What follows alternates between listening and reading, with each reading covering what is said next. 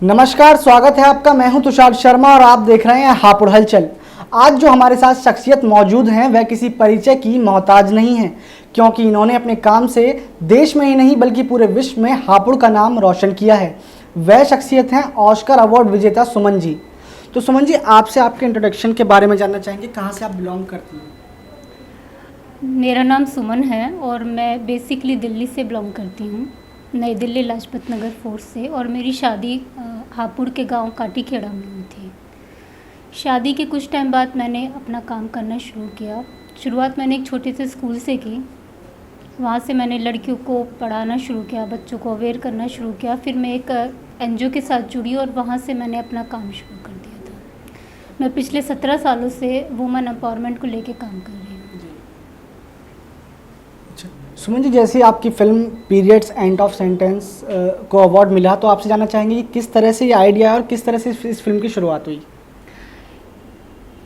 2017 में हम लोगों ने एक प्रोजेक्ट लगाया था पैड को लेके, कि महिलाओं को जो पीरियड्स को लेके जो प्रॉब्लम्स आ रही थी उसमें हम लोग सस्ते पैड कैसे अवेलेबल करा सकते हैं। और वो जो पैड्स होते हैं वो हम जब उन्हें यूज़ करने के बाद खेत में या जला देते हैं या फेंक देते हैं तो उससे हमारी खेती को कितना नुकसान होता है। तो हम लोग एक जैविक पैड बना रहे थे जिसका हम लोगों ने प्रोजेक्ट लगाया था। वो प्रोजेक्ट आया था हमारा अमेरिका से। तो अमेरिका से जब ये प्रोजेक्ट आके लगाया गया तो ये प्रोजेक्ट जब हम लोग बना रहे थे इस पैड को, तो पैड बनाने के बाद इसको सेल करना बहुत मुश्किल हो रहा था हम लोगों को। कि एक तो मार्केट में कंपटीशन बहुत था, कि कंपटीशन में आना, फिर सस्ता उसे बेचना। फिर दूसरा हमारा मकसद था इस पैड को बनाने का कि महिलाएं बनाएंगी, महिलाएं ही से सेल करेंगी, क्योंकि हम लोग एडवर्टाइजमेंट का पैसा मतलब टीवी वालों को या किसी फिल्म स्टार को नहीं दे रहे थे। हम चाह रहे थे कि जो उसका जो कमीशन है वो हमारी महिलाओं को मिले। तो इसलिए शायद इसका परचेज़ करने में हमें बड़ा दिक्कत आ रहा था। स्टाफ छोटा था, ज़्यादा देर हम लोग बोल नहीं सकते थे, फील्ड काफ़ी बड़े थे। तो जिसको लेकर हमें एक आइडिया आया कि क्यों ना हम लोग एक वीडियो में इसे क्लिक कर लेते हैं और बार बार इसे हम लोग कहीं भी इसे चला सकते हैं, दिखा सकते हैं, तो हमारी सहूलियत के लिए अच्छा होगा। लेकिन छोटा बहुत जब हमने सोचा था तो ये बहुत छोटा सा एक प्रोग्राम था कि हम लोग इसे मोबाइल में एक मतलब बनाएंगे और इसे क्लिक करेंगे और फिर हम इसे प्रोजेक्ट से कहीं भी दिखा देंगे। लेकिन फिर करते करते ये एक मूवी के रूप में बदल गया कि हम लोग एक मूवी बना लेते हैं अच्छी सी और फिर हम इसे दिखाते हैं। लोगों की समझ में आएगा कि हम लोग क्यों बना रहे हैं इसे, हम क्यों बेचना चाहते हैं, महिलाओं का क्या बेनिफिट होगा। प्लस इसमें जब हम इस प्रोजेक्ट को लगा रहे थे तो गांव वालों को सबसे बड़ी प्रॉब्लम थी कि महिलाओं का ये पहला रोज़गार था कि महिलाएं अब खेत में नहीं जाएंगी, यहाँ पे काम करेंगी। तो एक अजीब सी उलझन सी थी हमारे गांव के लोगों को कि ये प्रोजेक्ट जो आया है इसे क्यों लगाया गया है, ये काम हमारे लिए रह गया है। तो उनकी सोच को बदलने के लिए भी थोड़ा हम लोगों ने इसमें इफ़ेक्ट डाल दिया था। लेकिन इस मूवी को ऑस्कर मिल जाएगा ये हमें भी नहीं पता था कि ऑस्कर तक के पहुंचने से पहले भी से कम 40 या 38 अवार्ड हमें मिल चुके थे इंडिया के अंदर। लेकिन नॉमिनेटेड जब ये ऑस्कर के लिए हुई तो लोगों की नज़र में आई कि ये भी एक मूवी है, क्योंकि ऑस्कर के बाद शायद ये सबके सामने थी। उससे पहले जो अवार्ड मिले वो अभी तक भी नहीं पता लोगों को कि कितने अवार्ड मिले और आज तक इसे कितने मिल रहे हैं। तो मेन उद्देश्य था हमारा इस मूवी को बनाने का कि जो हमारी महिलाएं प्रोडक्ट बना रही हैं उसे बेचने में हमें सहूलियत हो, ताकि जो अर्निंग आए उससे महिलाओं को जो भी हमारी आर्थिक स्थिति है वो ठीक हो सके। तो बेसिक तो हमारा ये था, लेकिन अब बदलते बदलते तो बहुत बड़ा रूप ले चुकी है इस समय पे। तो सुमन जी, ऑस्कर मिलने के बाद पहला रिएक्शन आपका क्या था? जब इस फिल्म का ऑस्कर मिला तो क्या रिएक्शन था आपका? आपने सोचा था कि आपकी फिल्म ऑस्कर तक जाएगी? नहीं, हमें नहीं पता था। जैसे मैंने अभी बताया कि ऑस्कर का अवार्ड भी होता है, पहले तो मुझे यही नहीं पता था, क्योंकि मूवीज़ में कोई इंटरेस्ट नहीं है। बाकी जो प्रोफेशनल है उसमें टीवी देखने का टाइम मिलता नहीं है। एक एल्फा अवार्ड आता है, उसके बारे में जानकारी थी। ऑस्कर के लिए 1 साल पहले नॉमिनेटेड हुई थी 2018। 2019 में से ऑस्कर आके मिला। तो जब इसे ऑस्कर मिला तो मतलब समझ में नहीं आया ऐसी किसी शॉर्ट डॉक्यूमेंट्री को भी ऑस्कर मिल सकता है, कि जब तक ऑस्कर के बारे में पूरी जानकारी मिली तो ये तो बहुत ज़्यादा अच्छी मूवीज़ को मिलता है, फिल्म स्टार को मिलता है। लेकिन हम जैसे मिडिल क्लास और छोटे एरिया के लोग के ऊपर जो मूवी बनी उसको भी मिल सकता है, ये बिलीव करना बड़ा मुश्किल था। लेकिन जब ऑस्कर मिला तो उसके बाद रिएक्शन बहुत ज़्यादा था, समझ में नहीं आया, मतलब कि जो भी हुआ जैसा भी हुआ। तो वापस आने के बाद लोग बहुत खुश थे। दुनिया, मतलब एक रात में दुनिया कैसे बदलती है वो शायद नोटिस किया हम लोगों ने यहाँ पे आके। अब सवाल आपसे मेरा यह है कि आपने स्ट्रगल के बारे में हमारे दर्शकों को बताइए, किस तरह से आपने मेहनत की और किन चुनौतियों का सामना आपको इस दौरान करना पड़ा। मैं पिछले 17 सालों से सोशल वर्क कर रही हूँ, प्रॉपरली वुमेन एम्पावरमेंट को लेके। तो रीज़न्स तो और भी बहुत सारे थे स्ट्रगल के, कि औरतों के लिए शायद कोई मुकाम ही नहीं होता है, हम लोगों के लिए कोई जगह ही नहीं होती है। बचपन से सिखाया जाता है कि जब हम लोग अगले घर जाएंगे तो हमारे पास फैसिलिटीज़ होंगी, हम अपने घर में ये भी कर सकते हैं, वो भी कर सकते हैं। लेकिन शादी के बाद जब पता चलता है तो कि जिन सपनों की दुनिया से निकल के हम लोग आते हैं ना, कि दूसरे घर में आके शायद हम लोग काम वाली बाई बन के रह गए, हमारा यहाँ पर भी कुछ नहीं होता है। तो स्ट्रगल तो जब से हम लोग पैदा होते हैं तब तक होता है, देखने को बहुत कुछ देखा। लेकिन एक सबसे मेन चीज़ थी कि हम लोग अपने फ़ैसले भी खुद नहीं ले सकते हैं। एक बहुत छोटा सा फ़ैसला होता है कि पीरियड्स टाइम में हम लोग क्या यूज़ करेंगे। छोटी सी लड़ाई थी एक पैकेट को लेके, किसी प्रोडक्ट को लेकर नहीं थी कि हम लोग क्या यूज़ करेंगे। हमें उसकी जानकारी हम अपने बच्चों को नहीं देते हैं, बताना पसंद नहीं करते, जब होंगे तो अपने आप पता चल जाएगा। लेकिन जिस लड़की को पीरियड्स के बारे में पता ही नहीं है, अचानक उसके साथ कुछ हो जाए तो वो मेंटली डिस्टर्ब होती है। मैंने लड़कियों को डिप्रेशन में जाते देखा, अजीब सी एक इरिटेशन होता है, चिड़चिड़ाहट होता है, किसी को कह नहीं सकते हैं, बता नहीं सकते हैं। मेन स्ट्रगल ये था। वुमेन एम्पावरमेंट में काम करने का मतलब जो मैंने जाना वो था कि हम दो तरह से अपने आप को मजबूत करते हैं। एक, आर्थिक स्थिति हमारी मजबूत हो, अगर हमारे जेब में 2 पैसे होंगे ना तो एक कॉन्फिडेंस हमारे अंदर होता है कि मेरे पास पैसे हैं और मैं कुछ भी कर सकती हूँ। दूसरा, जब हमारी सेहत अच्छी होगी तो हम एक फ़ैसला ले सकते हैं अपने लिए, दूसरों के लिए लड़ सकते हैं, बता सकते हैं, समझा सकते हैं। लेकिन जब हमारी सेहत अच्छी नहीं होगी ना तो हम लोग कुछ नहीं कर सकते हैं। पीरियड्स टाइम में ऐसी बीमारियां हो रही थी कुछ भी यूज़ करने से औरतों को, कि या तो वो मर गई या फिर ज़िंदा है तो किसी कंडीशन में नहीं है, मतलब उन्हें खुद नहीं पता कि उनकी प्रॉब्लम्स क्या थी। तो इस चीज़ को लेके जब बात करना शुरू किया तो ख़ासकर हमारी जो एजिड औरतें होती हैं वो और हमारे जो मेल्स होते हैं वो, उनको सबसे ज़्यादा प्रॉब्लम हुई। गंदी बातें करते हैं, बुरी बातें हैं, नहीं करनी चाहिए। मेरे लिए तो सीधा बोल देते थे कि दिल्ली से आई है, बिगड़ी हुई है, खुद तो बिगड़ी हुई है, दूसरों को भी बिगाड़ देंगे। घर से भगा दिया जाता था, लोग देख के थूक देते थे, वहाँ तक घूरते थे जहाँ तक दिखती थी। प्रोजेक्ट लगाने का था कि मैंने एक गांव में एक बम फोड़ दिया कि एक प्रोजेक्ट अब लगा दिया। अब तो पैर जमाने हम लोगों ने शुरू कर दिया, अभी तो बैग टांग कर घूमते थे हम लोग।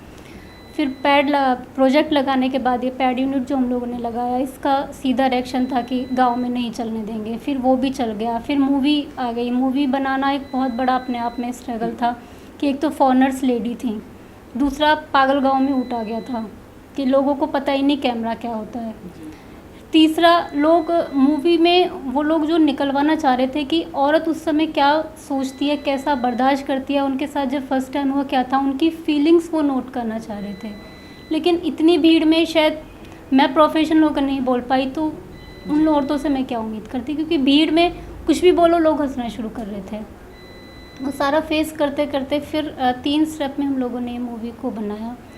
17 साल स्ट्रगल करने के बाद जब ये ऑस्कर मिला तो समझ आया कि शायद एक मुकाम हम ऊपर आ गए। आज लोग पहचान भी लेते हैं, बात भी करते हैं। शायद पीरियड्स को लेकर आज इतना बड़ा भी नहीं है, लेकिन अभी बहुत सारे एरियाज़ ऐसे हैं जहाँ अभी काम करना बाकी है। तो अब आपसे सवाल मेरा यह है कि जब आपकी फिल्म को ऑस्कर अवार्ड मिला तो आपके गांव के और परिवार के लोगों का क्या रिएक्शन था? परिवार के और गांव के लोग सब खुश थे। इतने लोग मेरी बारात में नहीं आए थे जितने एयरपोर्ट पे मुझे रिसीव करने आए। एक रोड शो हुआ था हम लोगों का, लाइव चलाया गया था।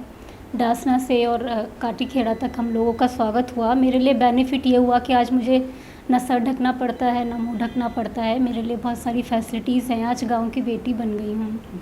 हर छोटे बड़े फैसले में पूछा जाता है। तो हमारे गाँव के लिए सरकार ने बहुत कुछ किया। सरकारी स्कूल को इंग्लिश मीडियम बना दिया। शमशान की व्यवस्था हो गई। पहले हमारे गांव में शमशान नहीं था। पानी की एक टंकी लगाई जा रही है क्योंकि गांव का पानी बहुत ख़राब है। एक्स्ट्रा बजट आया हमारे गांव के लिए जब ये अवार्ड मिला था उसके बाद में, और बहुत सारी फैसिलिटीज़ है। आज गांव को हम कस्बा कह सकते हैं, आज बैकवर्ड नहीं है, लड़कियों को बाहर निकलने की आज़ादी है। और सबसे बड़ा बेनिफिट ये हुआ ऑस्कर मिलने के बाद, गांव का रिएक्शन ये था कि आज गांव की एक रोल मॉडल बन के रह गई हैं। तो लोगों को लगता है कि हमारी बेटी भी इसकी जैसे बननी चाहिए। तो अब जिस तरह का आप कार्य कर रही हैं, महिलाओं का इस समय क्या रिएक्शन है जब आपको अवार्ड मिल चुका है? महिलाओं का रिएक्शन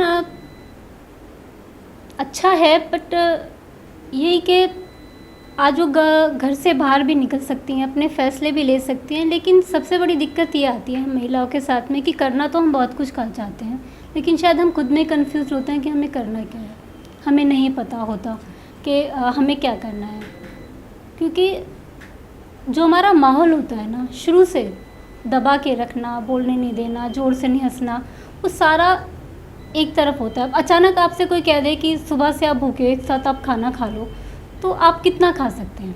थोड़ा बहुत। तो वही कि अचानक आप किसी को फैसिलिटीज़ देंगे ना, तो थोड़ा सा कंफ्यूज होता है। लेकिन आजकल की जो जनरेशन है, जो हमारी यूथ की जो लड़कियां हैं और जो लड़के हैं, वो शायद इस चीज़ को समझ रहे हैं कि लड़कियों को भी आगे आना चाहिए। लेकिन लड़कियों को आगे आने का मतलब ये बिल्कुल नहीं है कि हम अपने लड़कों को दबा दें। अगर हम समानता की बात कर रहे हैं तो दोनों के लिए होना चाहिए। मैं अपने गाँव के लिए बोल सकती हूँ कि समानता की आज जो हम बात करते हैं ना, कि ना लड़के आगे हैं ना लड़कियाँ, आज हम दोनों को पढ़ाने की बात करते हैं, दोनों को आगे निकाल रहे हैं। और गांव वालों का रिएक्शन शायद बहुत अच्छा है कि लोग पहचानते हैं, कम से कम जो मेरे साथ उन लोगों ने किया वो शायद किसी और के साथ नहीं करेंगे, कि कम से कम बाहर निकलने देंगे। जो मिसबिहेव कर दिया उस पर वो शर्मिंदा है। सबसे बड़ी बात मेरे लिए ये है कि जो उन्होंने किया, उनको लगा वो गलत था, उस समय नहीं करना चाहिए था, तो ये सबसे बड़ा बेनिफिट है। तो सुमन जी, अब आप क्या कर रही हैं? किसी प्रोजेक्ट पर क्या अभी भी आप कार्य कर रही हैं या आगे क्या रणनीति होगी आपकी? जी, अभी मैंने अपना एक नया NGO बनाया है एम्बर के नाम से। उसमें हम लोग काम अभी शुरू कर रहे हैं। बेसिकली वुमेन एम्पावरमेंट और यूथ को लेकर हम लोगों ने काम शुरू किया है। और इसमें जो हमारा मेन काम होगा वो फ़िलहाल हम लोग पीरियड्स को लेकर कर रहे हैं कि हम लोग एक पैड यात्रा निकालने वाले हैं। इसमें पैड यात्रा निकालने का मतलब है कि अवेयरनेस फैलाना। एक एरिया या एक ज़िले को अगर हम कह रहे हैं कि अवेयर हो गया, तो हमारा मकसद कहीं ख़त्म नहीं हुआ है, अभी तो शुरुआत है। झारखंड जैसे बहुत सारे एरिया अभी बाकी हैं, बहुत सारे कस्बे, बहुत सारे गांव अभी ऐसे बाकी हैं जहां अवेयरनेस की ज़रूरत है, जहां लड़कियों को आज भी पीरियड टाइम पे घर से बाहर रखा जाता है, खाने को नहीं दिया जाता है, या फिर जो भी मिसबिहेव उस समय उसके साथ किया जाता है। तो वो सारी चीज़ें देखते हुए एक अवेयरनेस का प्रोग्राम हम लोग शुरू कर रहे हैं। हम लोग हर गाँव, हर ज़िले, हर कस्बे में जाकर इस बात को अवेयर करेंगे कि पीरियड्स कोई बीमारी नहीं होती है, रिस्पेक्ट करनी चाहिए हमें इस चीज़ की भी। ऐसा नहीं है कि बहुत ओपनली आप सामने आए, लेकिन फिर भी जिन लोगों को पता है कम से कम समझने की कोशिश करें। लड़का हो या लड़की हो, आदमी हो या औरत हो, कोई भी हो, जो जेन्युइन है वो है हमारे लिए। तो उस समय हमारे साथ या किसी भी फीमेल के साथ आप मिसबिहेव ना करें। बात ये नहीं है कि आप क्या यूज़ कर रहे हैं उस समय पे, हम बेसिकली बात कर रहे हैं सिर्फ स्वच्छता की, कि हम लोग सिर्फ स्वच्छता अपनाएं। उसके लिए ज़रूरी नहीं हम कोई प्रोडक्ट खरीदें, ज़रूरी नहीं हम कोई महंगा कुछ यूज़ करें, बहुत सस्ते में, फ्री में भी हो सकता है। वो क्या होगा, कैसे होगा, वो सारा हम लोग उसे अभी अवेयरनेस का जो प्रोग्राम है वो शुरू करने जा रहे हैं। बेसिकली अभी दिल्ली से और ऋषिकेश से सांसद का था अभी हमारा। अभी थोड़ा सा जब से लॉकडाउन हुआ थोड़ा सा प्रॉब्लम हो गई। अभी देखिए इसे कैसे करते हैं, उस पर हमारा काम चल रहा है और बहुत जल्दी हम इस यात्रा को अभी निकालने वाले हैं। तो महिलाओं से संबंधित सुमन जी आप कार्य कर रही हैं, आपकी फिल्म को भी जो है वो महिलाओं पर आधारित है। तो सरकार द्वारा एक मिशन शक्ति इस समय चल रहा है, तो क्या कहना है इसके बारे में? क्या महिलाओं के साथ होने वाले अपराधों पर इस मिशन शक्ति के अंतर्गत अंकुश लग पाएगा? हाँ, बिल्कुल लग पाएगा, क्योंकि इसमें एक जो प्लस पॉइंट है वो ये है कि महिला की पहचान छिपाई जा रही है। तो ये जो पहचान छुपाने वाला इसमें जो प्लस पॉइंट डाला है सरकार ने, ये सबसे बेहतरीन है। अब खुलकर लड़कियां सामने आ सकती है। पहले अपनी पहचान छिपाने के लिए लड़कियां सामने नहीं आती थी। अगर किसी लड़की के साथ कुछ गलत हो गया है तो उसका परिवार भी की पहचान सामने आएगा, दबा देता था, बात को ख़त्म कर देता था। सामने कौन आएगा, बोलेगा कौन, वकील पता नहीं क्या पूछेगा, थाने वाले पता नहीं क्या पूछेंगे। बहुत सारे सवाल होते थे जिनका जवाब नहीं होता था, क्योंकि जो लोग इस काम को करते हैं, जो पावरफुल लोग होते हैं, वो अक्सर सिस्टम को खरीद कर और अपनी जेब में रखते हैं। तो उनके जो सवाल होते हैं उनका जवाब देना बहुत मुश्किल होता है, उनको फेस कर पाना हर किसी के बस की बात नहीं होती है। तो अब जो ये पहचान छिपाई जाएगी, इससे बहुत प्लस पॉइंट है कि हम लोग सामने आके बात कर सकते हैं, किसी की भी शिकायत कर सकते हैं। कॉन्फिडेंस है, मैंने उस दिन भी देखा, मैं उस प्रोग्राम में थी, कि लड़कियां बढ़ चढ़ के सामने आ रही थी। हमें ज़रूरत है, जो सरकार जो भी प्लानिंग दे वो तो दे रहे हैं, योजनाएं चला रहे हैं, लेकिन हम उसे किस तरीके से फॉलो करते हैं, डिपेंड इस चीज़ के ऊपर करता है।